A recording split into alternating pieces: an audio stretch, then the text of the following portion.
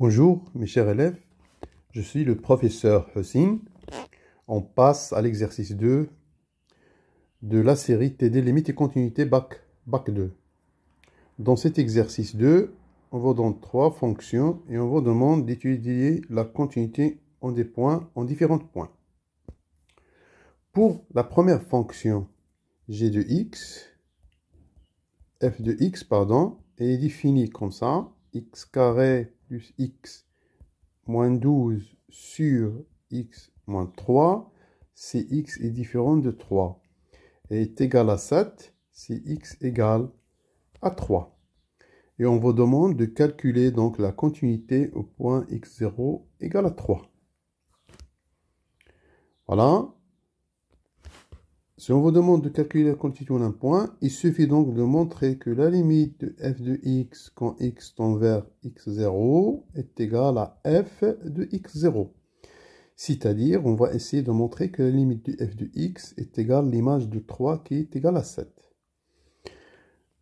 Ma fonction f de x s'écrit x carré plus x moins 12 sur x moins 3. Si je calcule la limite, quand x tend vers 3, de f de x, je vais trouver 3 carré moins 3 moins 12, plus 3 moins 12, sur 3 moins 3. Ça va donner donc 3 carré 9 plus 3, c'est 12 moins 2 sur 3 moins 3.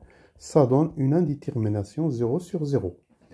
Lorsqu'on a une indétermination avec un polynôme sur un polynôme, donc on factorise par x moins x0 avec x0 la racine. Si vous faites le delta du polynôme x carré plus x moins 12, vous allez trouver delta égale à b carré moins 4ac. Donc vous aurez c'est 1 plus 48, c'est 49. Delta section positive, donc les racines sera moins bêta moins la racine moins 7 sur 2a, ça veut dire moins 8 sur 2, ça veut dire moins 4. Et la deuxième racine sera donc x2 égale moins bêta plus racine de delta sur 2. Ça donne donc 6 sur 2, ça donne 3. Voilà. Je peux donc écrire ma fonction f de x comme étant x moins 4, c'est plus 4, sur x moins 3 sur x moins 3. En simplifiant par x moins 3, la fonction est égale à x plus 4. Donc la limite de f de x quand x tend vers 3, c'est la limite quand x tend vers 3 de x plus 4 est égale à 7. Et 7, c'est exactement, regardez, c'est l'image de f de 3.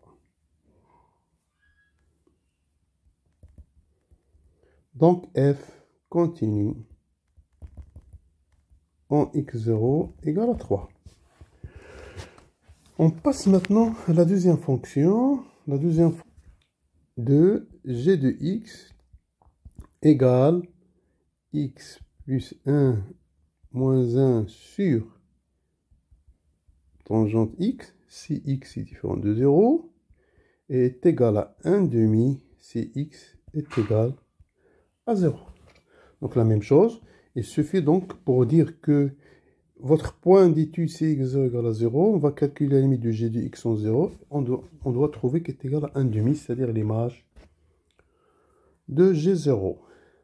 Si vous calculez la limite, déjà il faut tester, de g de x, c'est la limite quand x tend vers 0, vous aurez donc 0 plus 1 moins 1 sur tangente 0, ça donne 1 moins 1, tangente 0 c'est 0, ça va donner une forme indéterminée, 0 sur 0. Qu'est-ce qu'on va faire pour se débarrasser de cette indétermination? On va donc multiplier par le conjugué de la fonction. En gros, j'ai du x, ça va donner racine de x plus 1 moins 1 fois le conjugué x plus 1 sur, bien sûr, tangente x plus 1 plus 1. Et donc là, j'ai l'identité remarquable. Vous aurez donc c'est x plus 1 moins 1 sur tangente x et racine de x plus 1. Et donc, la fonction x plus moins 1 plus 1 plus moins 1, ça va partir. Vous aurez donc x tangente x fois 1 sur x plus 1 racine plus 1. On sait que la limite de tangente x sur x, quand x tend vers 0, ça c'est une limite j est égal à 1. Et donc, ce qui implique que la limite de g de x tend vers 0, ça va donner 1 fois 1 sur racine de 0 plus 1 plus 1. Et donc, ça donne 1 demi.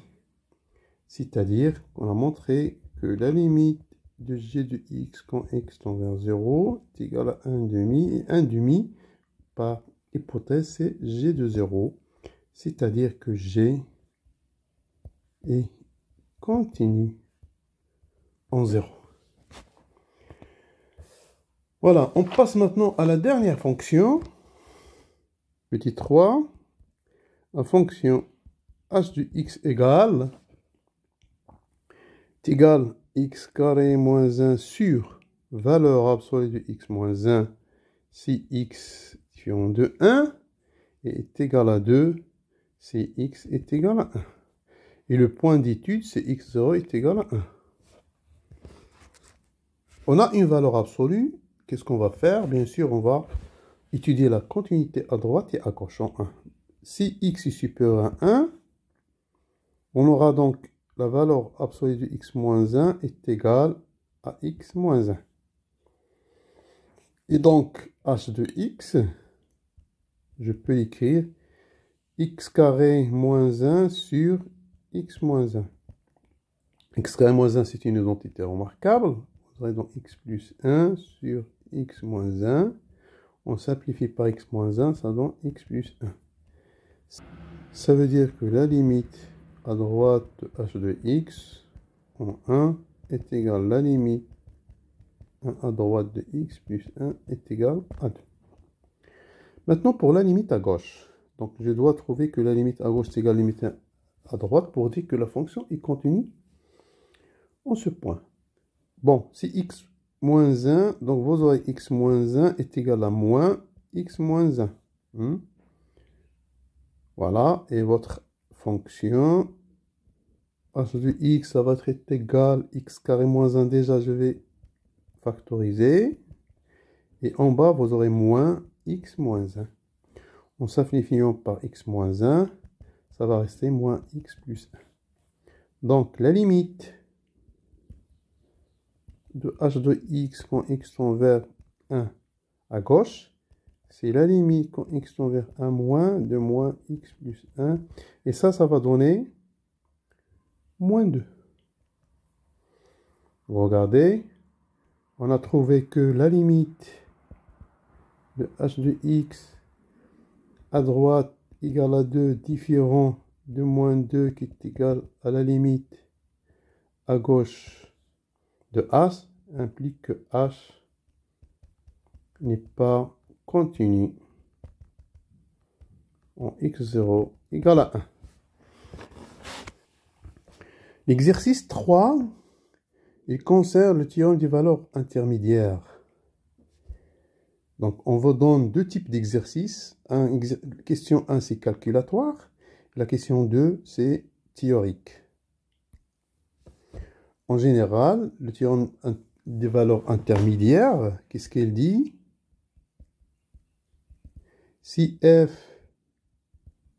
continue dans l'intervalle AB, f de A fois f de B inférieur ou égal à 0, alors il existe C dans AB tel que f de C égale à 0.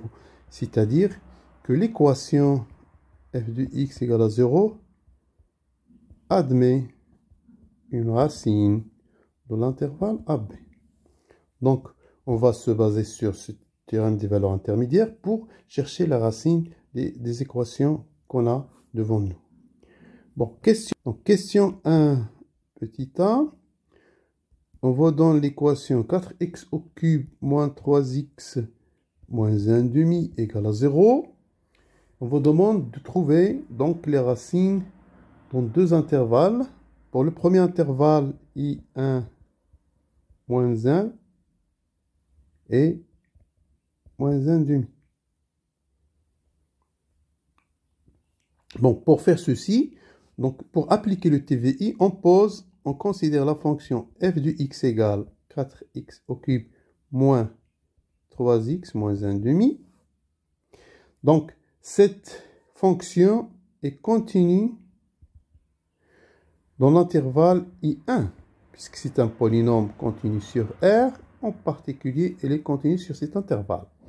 On calcule f de moins 1, ça va donner 4 fois moins 1 au cube, moins 3 fois moins 1, moins 1 demi.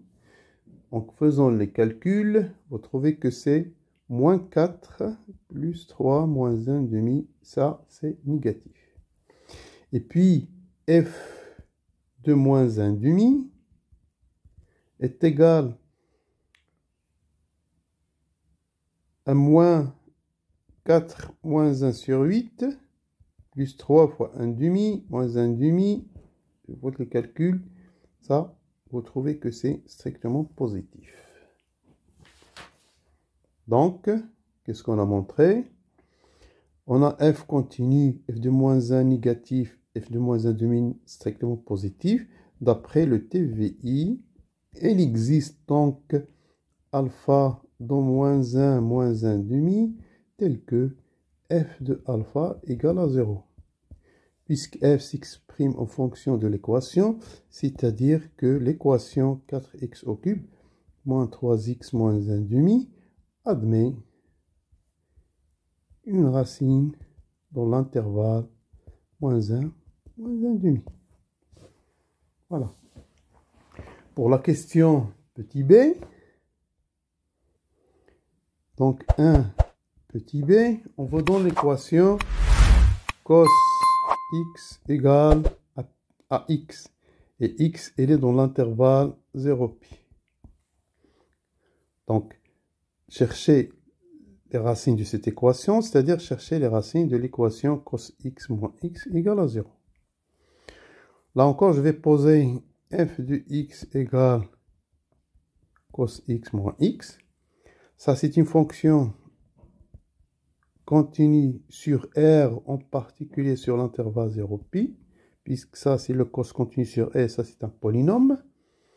Si je calcule f de 0, j'aurai donc cos 0 moins 0. Cos 0, c'est 1, donc c'est strictement positif. Et f de pi, c'est cosinus de pi moins pi. Donc cos pi, c'est moins 1 moins pi, c'est négatif. On applique TVI. Donc TVI, vous avez f continu, f de 0 strictement positif, f de p strictement négatif. Donc il va exister un alpha dans l'intervalle 0pi, tel que f de alpha égale à 0. Remarquez là que alpha ne peut pas prendre la valeur 0 pi parce que f de 0 c'est strictement positif, f de p est strictement négatif. C'est-à-dire que l'équation cos x moins x égale à 0 admet une racine 1 sur l'intervalle 0pi.